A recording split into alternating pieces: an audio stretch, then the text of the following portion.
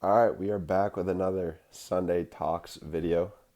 This video is going to be about my experience coaching middle school lacrosse because the season just ended today. Honestly, I don't know if 5 minutes is going to give this or is going to do this justice.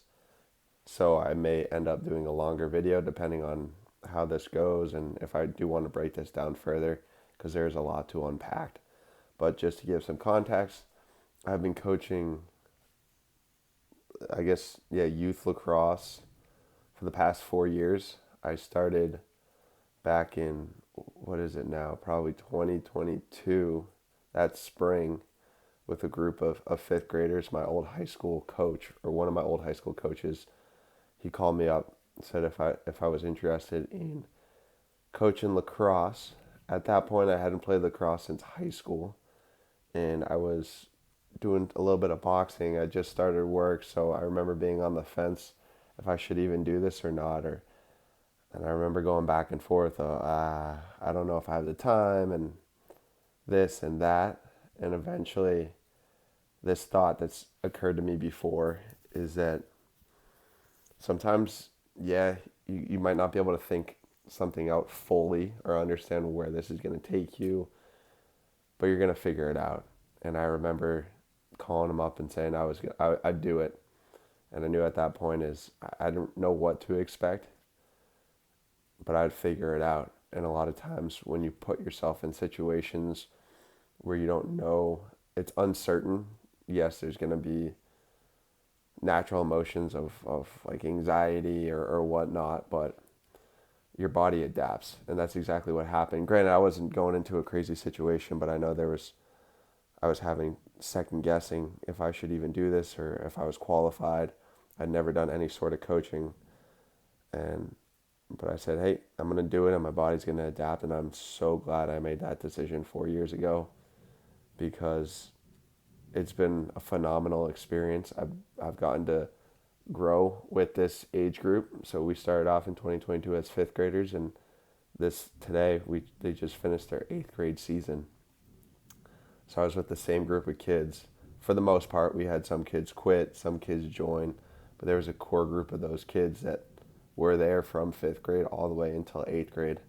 And seeing them develop, getting to know them was awesome. And it's going to be an experience that I will take for the rest of my life because there's a lot of knowledge gained in terms of just understanding how to work with children and help them develop along with playing a game that's is awesome. And lacrosse is a special game to me, and seeing them, teaching them was was awesome, and especially since it was from my same hometown. A lot of them are going through the same experiences that I'd gone through 10 plus years ago. Some of them went to the same elementary school, same middle school, things that I grew up doing. They were living it in real time.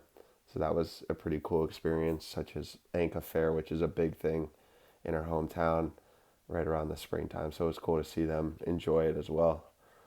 But some of the bigger takeaways, especially this season, but as a sum of all the seasons together, is that it's been really refreshing.